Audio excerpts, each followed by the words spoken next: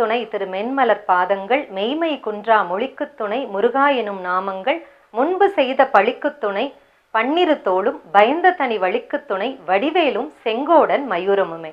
முருகன் அப்படின்னாவே நம்மளுக்கு தெரியும், முருகனுக்கு எத்தனை விதமான பெயர்கள் இருக்கு இல்லையா? கந்தன், குமரன், சுப்பிரமணியன், கார்த்திகேயன், வேலன், இப்படி பல பெயர்களோட முருகப்பெருமான் நம்மளுக்கு காட்சி கொடுக்குறாங்க. முருகன் அப்படின்னாவே நம்மளுக்கு வந்து கந்த சஷ்டி திருவிழா அப்படின்றது ரொம்ப ரொம்ப முக்கியமான திருவிழாவாக பல திருத்தலங்கள்ல கொண்டாடப்பட்டு வருது. அறுபடை வீடான அத்தனை வீடுகளிலும் வந்து முருகப்பெருமானுக்கு இந்த கந்த சஷ்டி திருவிழா வந்து பக்தர்களால மிகுந்த கோலாகலத்தோட கொண்டாடப்பட்டும் வருகிறது.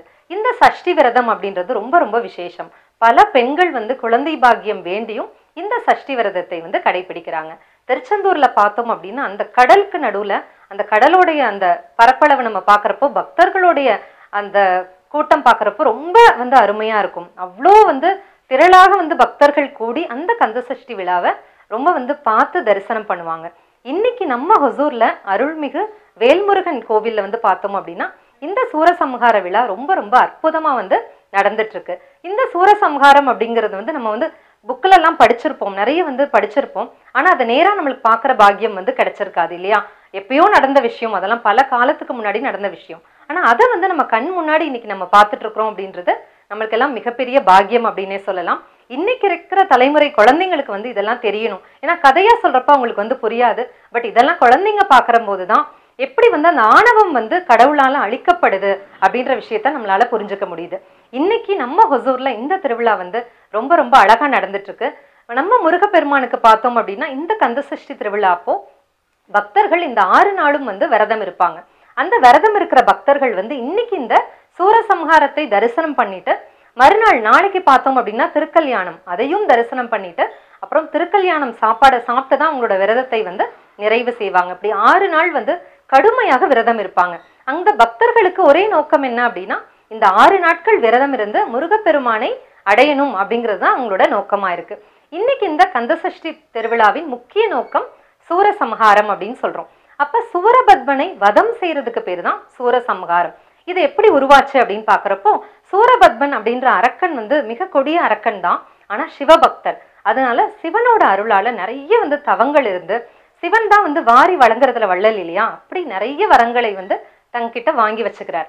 அப்ப இந்த சூரபத்மனுக்கு மிகுந்த ஆணவம், என்ன வந்து யாராலையுமே அழிக்க முடியாது அப்படின்ற பயங்கர ஆணவம் இருந்தது. அப்போ தேவர்கள் என்ன பண்றாங்க அப்படின்னா சிவனை பிரார்த்தனை பண்றாங்க.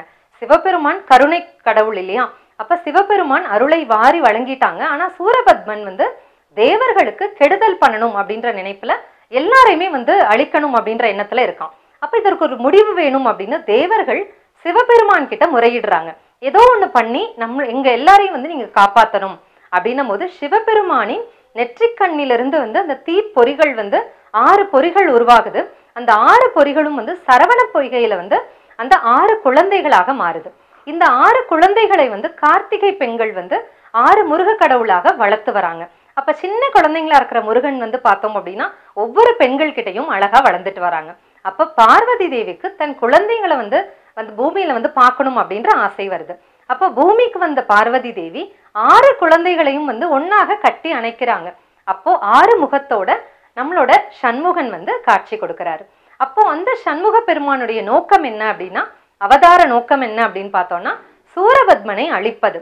சூரபத்மனை அழிக்கிறது மட்டும்தான் நோக்கமா அப்படின்னா, மனிதர்களை வந்து அழிக்கணும் அப்படின்ற கடவுள் எப்பவுமே நினைக்க மாட்டாங்க, அருள் கொடுக்கணும் அப்படின்னு தான் நினைப்பாங்க.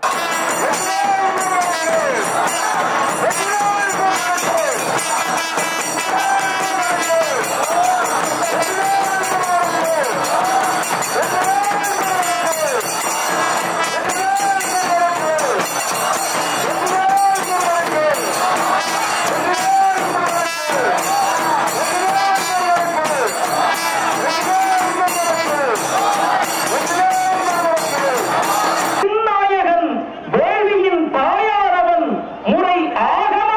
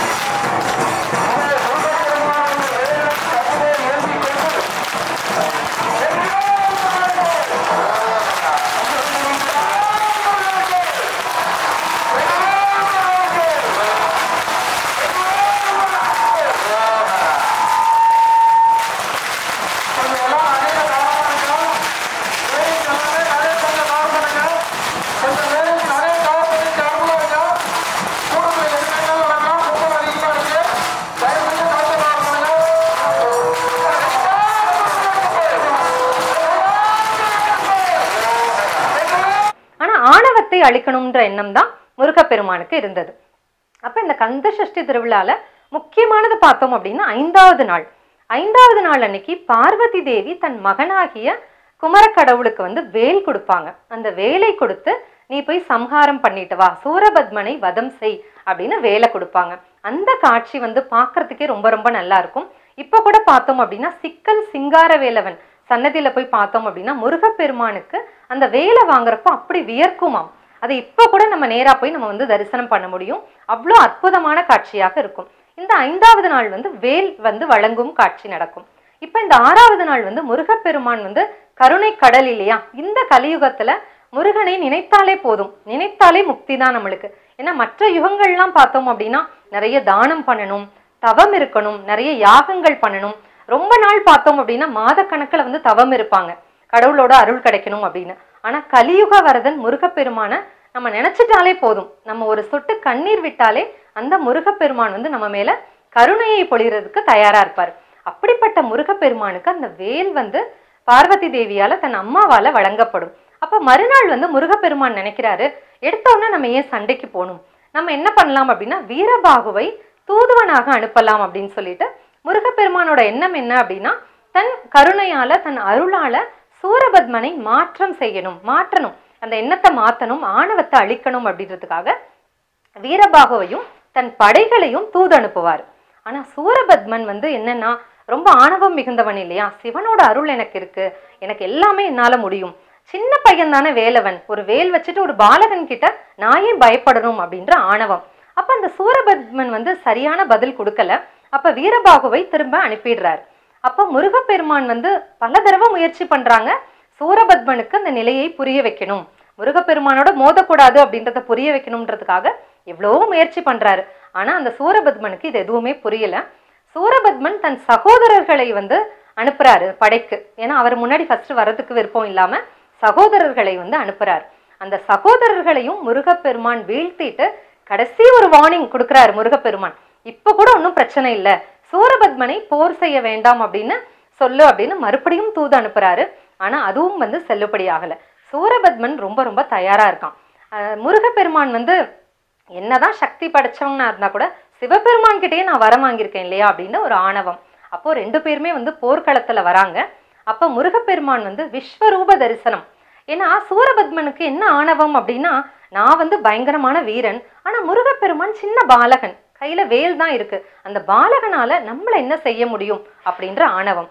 அப்ப முருகப்பெருமான் வந்து அந்த ஆணவத்தை அழிக்கணும் அப்படின்னா தான் மிகுந்த சக்தியானவர் அப்படின்றத முருகப்பெருமான் நிரூபிக்கிறதுக்கு தன்னை வலிமையாக காட்டிக்கொள்வதற்காக அந்த விஸ்வரூப தரிசனத்தை வந்து கொடுக்கிறார். அப்ப சூரபத்மனுக்கு அப்பதான் புரியுது, ஓ நம்ம நினைச்சிட்டு இருந்த சின்ன பாலகன் கிடையாது முருகப்பெருமான் அப்படின்றத வந்து நம்ம சின்ன பாலகனா நினைச்சோம், ஆனா முருகன் வந்து இவ்வளோ பெரிய உலகத்தை காக்கும் கடவுளாக இன்னைக்கு இந்த விஸ்வரூப தரிசனம் கொடுக்கிறாரு அப்படின்னு ஒரு நிமிஷம் ரொம்ப ரொம்ப அப்படி நெகிழ்ச்சி ஆயிடுது சூரபத்மனுக்கு. சூரபத்மனுக்கு என்ன பண்றதுன்னே புரியல. அப்போ அங்க இருக்கிற மாமரத்துக்கு பின்னாடி ஒளிஞ்சு தன்னோட பயத்தை வந்து வெளிப்படுத்துறாரு. அப்ப கூட முருகப்பெருமானுக்கு சூரபத்மனை அழிக்கணும் அப்படின்றத தாண்டி ஆணவத்தை அழித்து தர்மத்தை நிலைநாட்டணும். ஏன்னா சூரபத்மனை விட்டா என்ன ஆகும் அப்படின்னா மறுமுறை வந்து எப்பயாவது ஒரு தடவை தேவர்களுக்கு ஏதாவது ஆபத்து நேரிடலாம் அப்படிங்கிறதுக்காக சூரபத்மனை அழித்து ஆட்கொள்ள வேண்டும். எப்பவுமே கடவுள் வந்து ரொம்ப ரொம்ப கருணை உள்ளவர் இல்லையா, அழிக்கிறது மட்டுமே அவங்களோட வேலை கிடையாது, என் கையில வேல் இருக்குன்னு அழிக்கிறேன் அப்படிங்கிறது முருகனோட எண்ணம் கிடையாது. அப்ப சூரபத்மனை அழித்து அந்த ஆணவத்தை அடக்கி தன்னோட வாகனமாக ஏற்றுக்கொள்ளணும் அப்படின்னு முருகன் ஆசைப்பட்டார். அப்ப சூரபத்மன் அந்த மாமரத்துக்கு பின்னாடி ஒளிஞ்சு நிற்கும் போது முருகப்பெருமான் சூரபத்மனை எதிர்த்து போரிட்டு தலையை துண்டித்து என்ன பண்றாரு அப்படின்னா சேவல் கொடியாக மாற்றுறாரு. அது மட்டும் இல்லாம முருகனோட வாகனம் அப்படின்னாவே மயில் இல்லையா, முருகனுக்கு மொத்தம் 3 மயில்கள் அப்படின்னு சொல்லப்படுது. முதலாவது மயில் பார்த்தோம் அப்படின்னா இந்திரனை வாகனமாக முருகப்பெருமான் ஏற்ற போது இந்திர மயில் வந்து வாகனமா அமையுது. இரண்டாவது பார்த்தோம் அப்படின்னா சூரபத்மனை வதம் செய்து சூரபத்மனை மயிலாக வந்து எடுத்துக்கிறாரு. அப்ப அது சுந்தர மயில் அப்படின்ற பேரு. மூணாவது பார்த்தோம் அப்படின்னா ஓம் அப்படின்ற பிரணவ மந்திரத்தை தன்னோட மயில் வாகனமாக ஏற்றுக்கொள்கிறார். அப்ப அது பிரணவ மயில், மந்திர மயில் அப்படின்னு அர்த்தம். அப்ப இரண்டாவதாக நம்ம சொல்லப்பட்ட அந்த சுந்தர மயில் யாரு அப்படின்னு பார்த்தோம்னா சூரபத்மன் தான். அப்ப சூரபத்மனை அழிச்சிட்டதுக்கு அப்புறமாக தன் சேவல் கொடியாகவும் தன்னுடைய வாகனமாகவும் முருகப்பெருமான் மாற்றிக்கொண்டார். அப்ப பாருங்க, கடவுளுக்கு எப்படி ஒரு கருணை பாருங்க. அந்த பகைவனை அழித்து அந்த பகைவனை கூட தன்னுடைய வாகனமாக ஏற்றுக்கொண்டு அருள் கொடுத்திருக்கார். அப்ப இன்னைக்கு இந்த சூரசம்ஹாரம் பார்க்கிற நம்ம மக்களுக்கு என்ன தோணணும் அப்படின்னா, நம்மளோட ஆணவம் நிச்சயமாக கடவுளால அழிக்கப்படும்.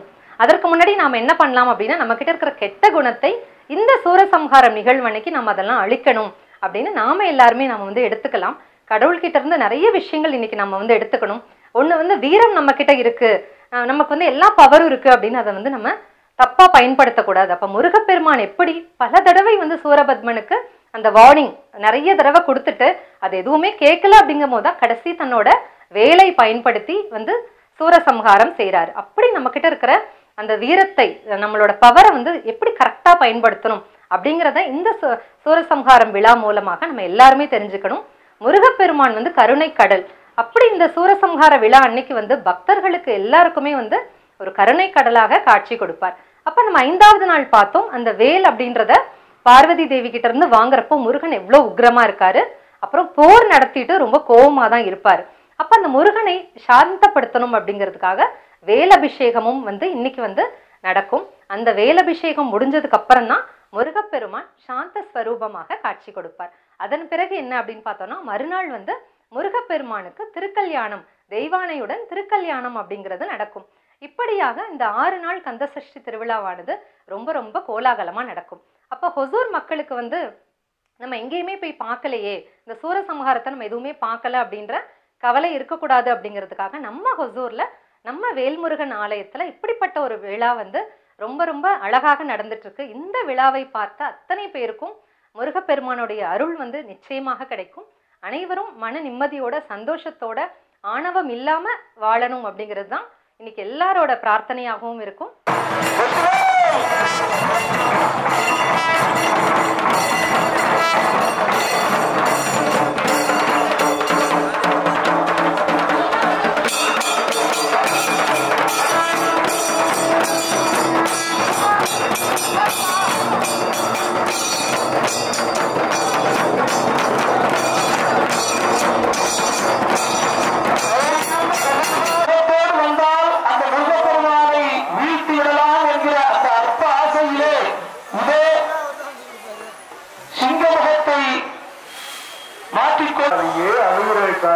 அஷ்டபுஜகாரியே, அன்புசபாசம் தேவனே, ஆதார சக்தியே, ஆலகால தோன்றினே, இளங்காலியே, இஷ்ட தேவதையே, இடுகாட்டில் இருப்பவளே, உக்ரகாலியே, உச்சிக்காலியே, உதிரம் ஏற்பவளே, சூலாதாரியே, செங்காலியே, சோமகாலியே, சோகம் தீர்ப்பவளே, தனக்காலியே, தட்சணக்காலியே, தாண்டவியே, திரிபுரகரணி, பிள்ளை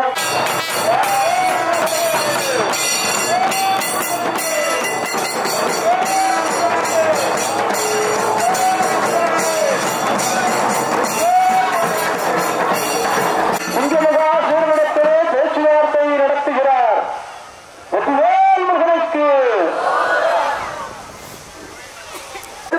என்னும் கூற்றவனும் வந்தானடா, கொடுவச்சிரனாகவை கொன்று அவனை கம்பமாய் கொண்டேறி நின்று முருகனுக்கு வீரபாகுதேவன் முருகனை நோக்கி சென்று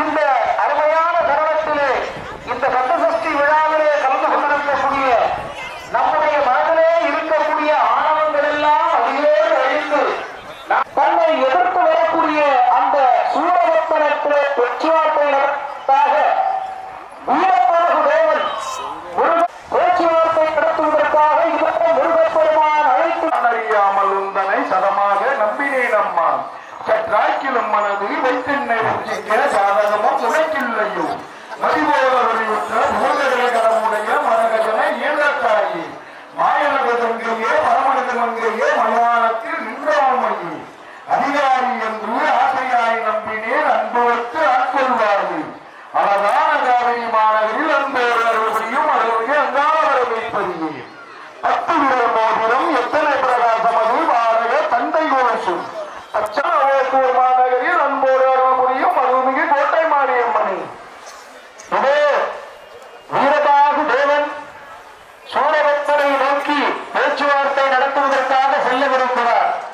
ஆனால் சூரபத்மனோ வித்தபாகு தேவன் என்ன எவன் வந்தாலும் முருகனை அழிப்பதே என்னுடைய நோக்கம் என்கிற அந்த ஆணவத்தோடு அதே பாருங்கள் மலையை ஆற்றிக்கொண்டு ஆணவத்துவர்களே என்று கொண்டிருக்கிறார். என்ன ஆணவம் காட்டினாலும் சரி முருகனிடத்திலே எந்த ஒரு ஆணவமும் நிலைக்காது. இந்த உலகத்தின் ஆண்டவனாக விளங்கக்கூடிய முருகப்பெருமான் இதே சூரபத்மனை அழிப்பதற்காக வீரபாகு தேவனை அழைக்கிறார் அழைக்கிறார் அழைக்கிறாளமாச்சு பாதியே எங்கள் தானம் பணிந்து நீ பிறந்திராயே அந்தட்டு அந்தங்க ஆழமாய் திருத்தி வந்தோம் என் திசையில் எங்களுக்கு எதிராக இல்லாமல் இதுவரையே இருந்தோம் ஈசனால் வந்திட்ட பெரும்பரத்தால்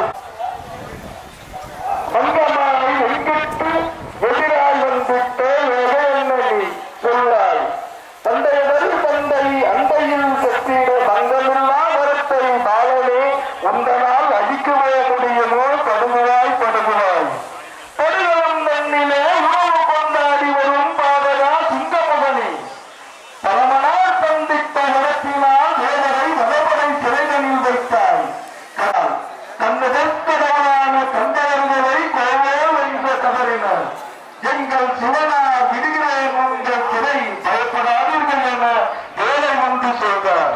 பொய்யனே உன் தம்பி தாருகனை தகை கொய்யவே வீரரை அனுப்பி வைத்தேன் முடிவரும் வீரரை பணியாமலே அந்த முடுக்கெல்லாம் சிறையும் விட்டாய்.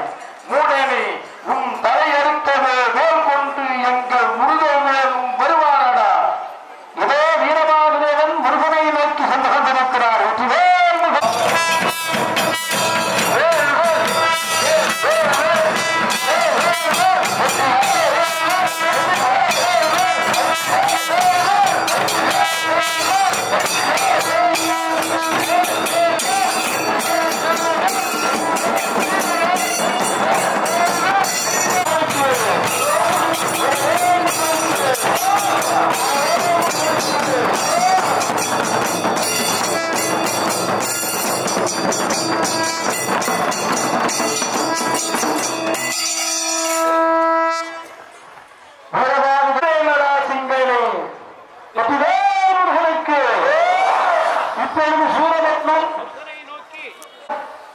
முருகனை நோக்கி எவ்வளவு போர் செய்தாலும் அந்த முருகப்பெருமானிடத்திலே அவரால் போர் செய்து வெற்றி பெற முடியாது என்கிற அந்த நிலை வரப்போகிறது. ஆகையினாலே இந்த கந்தப்பெருமானுடைய சொரூபத்தை கண்டு சூரபத்மன் அதை தலையை எடுக்கக்கூடிய நிகழ்வானது இங்கே நடைபெறவிருக்கிறது. இதோ சூரபத்மன் முருகனை நோக்கி போர் செய்ய வருகிறார். வெற்றிவேல் முருகனுக்கு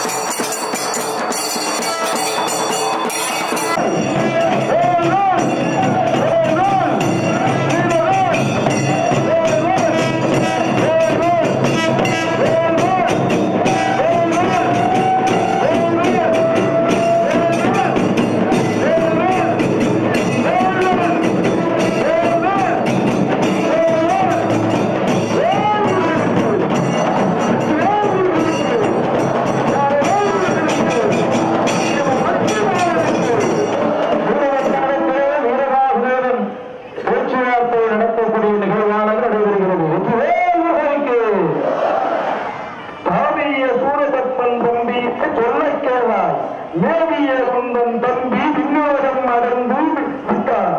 அவனை இழந்து நீயும் செத்திட காலமாச்சு. பாவியே எந்தன் பாதம் பணிந்து நீ பிழைத்திடாயே. அந்தருள கந்தரும் இந்திரனும் பிரம்மாவும் விஷ்ணுவும் அடக்கமாயாக்கி என் சக்கரம் 1008 அண்டம் ஆழமாய் செலுத்தி வந்தோம். என் திசையில் எங்களுக்கு எதிராளி இல்லாமல் இதுவரையே இருந்தோம். ஈசனா தொண்டிட்ட பெருந்தரத்தால் உலகத்தில் இனிமையாய் வாழ்ந்திருந்தோம்.